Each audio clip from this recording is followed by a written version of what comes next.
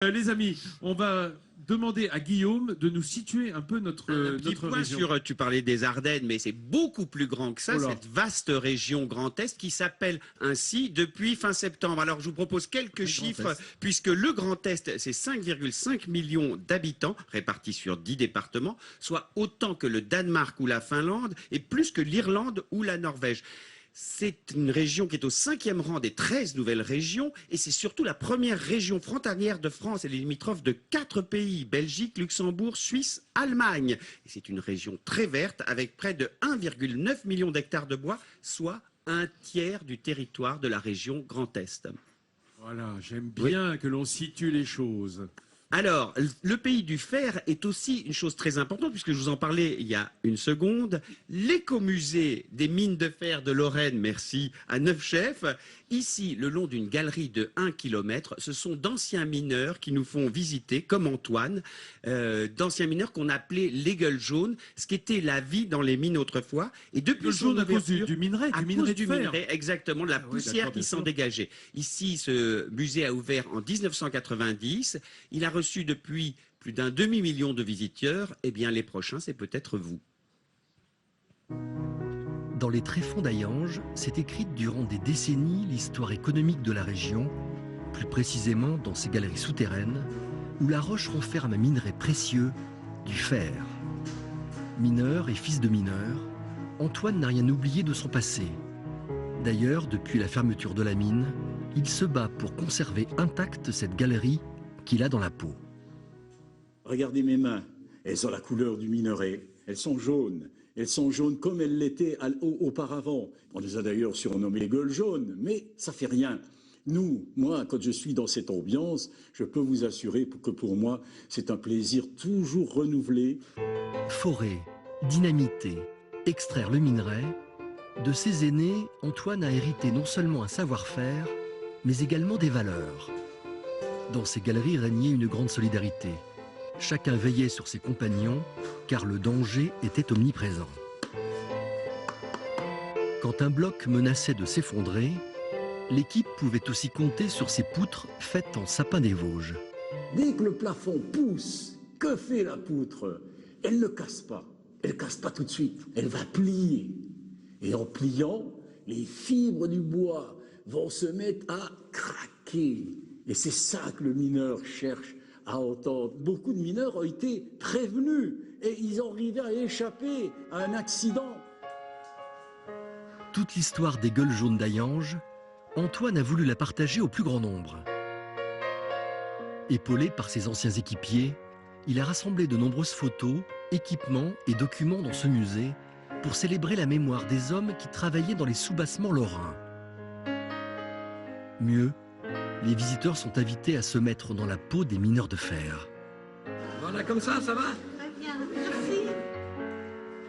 Des premiers outils aux plus récentes machines, le public s'imprègne du lieu et se laisse transporter un demi-siècle en arrière, au point d'entendre presque résonner les bruits de la mine qui animaient cette galerie, comme s'ils ne l'avaient jamais quittée. Un moment bouleversant pour les visiteurs. Oui, je suis ému, parce que c'était des gens très courageux. Oui, et c'est des gens pour lesquels on peut avoir beaucoup d'admiration aujourd'hui. Grâce à Antoine et à ses collègues, Hayange n'oubliera jamais ces gueules jaunes, qui ont contribué durant plus d'un siècle à l'essor économique de la Lorraine, mais aussi de la France. Alors, Antoine a passé 35 ans au fond des mines pour extraire ce minerai qui contenait un tiers seulement de fer. Est-ce que vous savez, Didier, quel était le nom de ce minerai? C'est la petite chatte. Non, la minette. C'est comme ça que les Lorrains appellent ce minerai. La minette. Oh là là, il est tombé pas loin.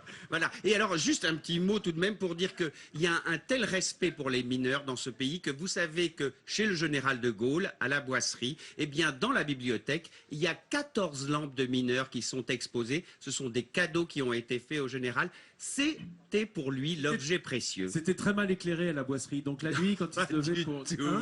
il prenait sa lampe de mineur dans les couloirs. Merci Guillaume. Didier Gustin. Oui. Rappelons-le, tu es lorrain. Ah Hein, oui. et la Lorraine, ça n'est pas que le minerai de fer et cette Lorraine du Nord, cette Lorraine de la Moselle.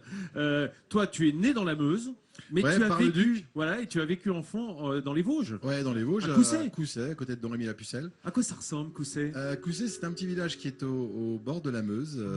Un petit village au bord de la Meuse, avec un clocher d'une église romane. Et voilà, un lavoir avec la place. Là, ça, c'est la place Jeanne d'Arc. Où moi, c'est là où j'attendais le bus quand j'étais môme pour aller à l'école. Et du coup, on s'imagine plein de personnages dans la tête. En fait, avant non, ce qui est l'école, génial, ou c'est que vous voyez ce petit cours d'eau là. Alors nous, on faisait des radeaux et on se baladait avec des radeaux, on faisait la pêche à la main. Enfin, bref, on s'éclatait quoi. Une enfance dans un petit village comme ça, des Vosges, c'est juste génial.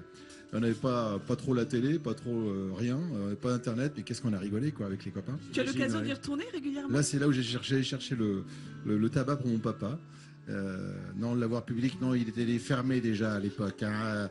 Ça, c'est le cheval, c'est le seul cheval. C'est un nain, hein, faut pas trop dire. Enfin, pardon, c'est un cheval de petite taille. Et voilà, donc voilà, c'est typique du coin, ça, les maisons comme ça. Et puis voilà, Combien d'années tu es resté à Coussay? Romane. Moi, je suis arrivé à 4 ans, je suis parti à 18 ans. Enfin, environ 14 ans. Hein. Ouais. Je ne suis pas très bon en calcul Ouais, c'est à peu mental. près ça, ouais, je te laisse faire. Moi aussi, en maths, j'étais nul. Hein, Alors, ce qu'on ne sait pas, c'est que Coussay, c'est certes pas extrêmement connu en dehors des frontières Non. de Lorraine. En revanche, il y a une commune qui touche, c'est Don Rémy. Don Rémy qui a quoi, à vol d'oiseau, c'est à 5 minutes. Hein. Alors, comment ne pas évoquer Don Rémy lorsqu'on est dans ce coin de France, puisque c'est le village de naissance de la Pucelle, de Jeanne d'Arc, de notre héroïne. Donc là, c'est la basilique qui était construite en fait à l'endroit où, a priori, où Jeanne d'Arc a entendu les voix. D'ailleurs, le monsieur essaye d'écouter s'il entend encore les voix. Et c'est sur une colline, sur la colline qui surplombe Don Rémy-la-Pucelle. Et Coussay, c'est entre les deux. Et le petit village de Don Rémy-la-Pucelle, où après vous redescendez une grande côte. Nous, on la descendait en skateboard à l'époque.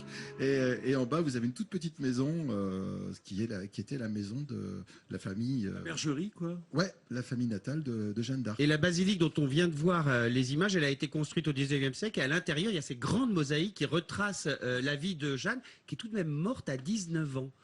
Quand on se rend compte tout ce qu'elle a fait dans ce laps de temps. Ce qu'on a perdu comme temps, nous, dis donc. Hein. C'est terrible. Hein. On a à peine commencé à 19 ans, nous. On nous a pas construit de basilique pour nous. Moi, ça va venir. Voilà. C'est la Lorraine de Didier Gustin qu'on reçoit aujourd'hui dans l'émission. Merci pour ces images. De cette terre qu'il aime. Et je salue tous les habitants de Coussay et ceux de Don Rémy-la-Pucelle, effectivement. Voilà. Tes potes, Bonjour à toutes. tes copains. Ouais, Qui ma famille. beaucoup.